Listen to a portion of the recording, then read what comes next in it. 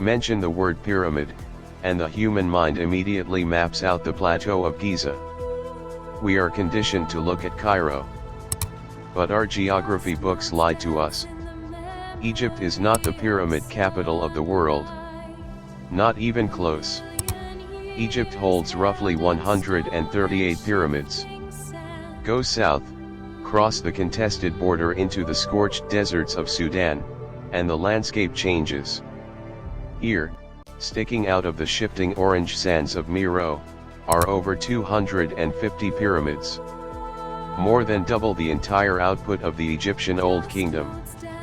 Built by an empire that Western history spent centuries trying to erase. This is the mystery of the Kingdom of Kush.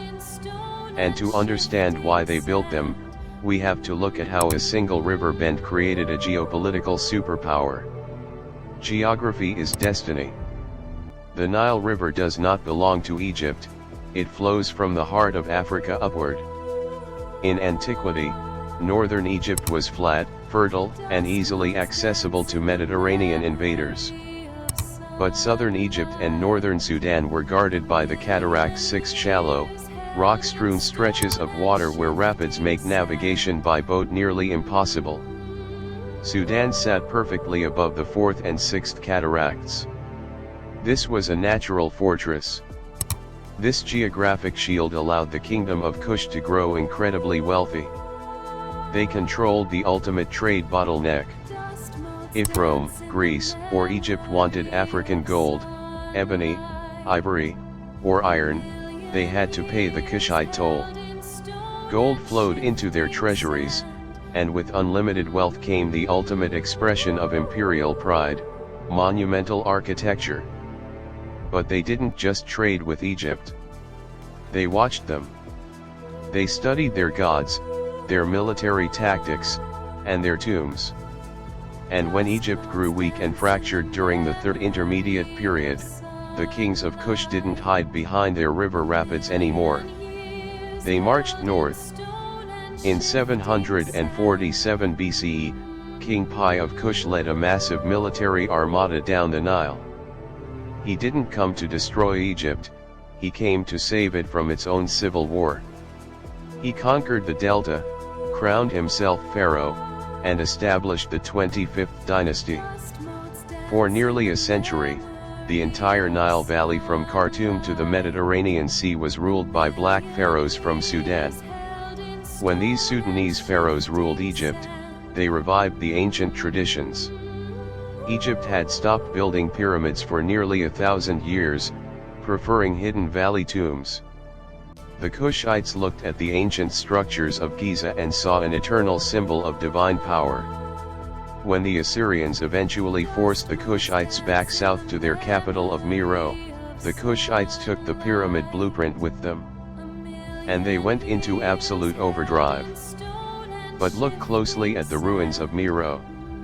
These are not copies. They are an evolution. They are steeper, narrower, and built directly over the burial chambers rather than hiding them deep inside. Why did they build so many, so fast? Because in Kush, royalty wasn't the only class allowed in afterlife. Wealthy elites, generals, and priests began building their own steep monuments. The pyramid was democratized. If Sudan has twice as many pyramids, why does the world look away? The answer lies in colonial greed and an Italian doctor turned treasure hunter named Giuseppe Ferlini.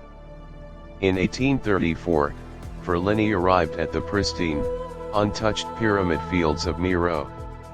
Looking for gold, he used gunpowder to blast the tops off dozens of these sacred structures.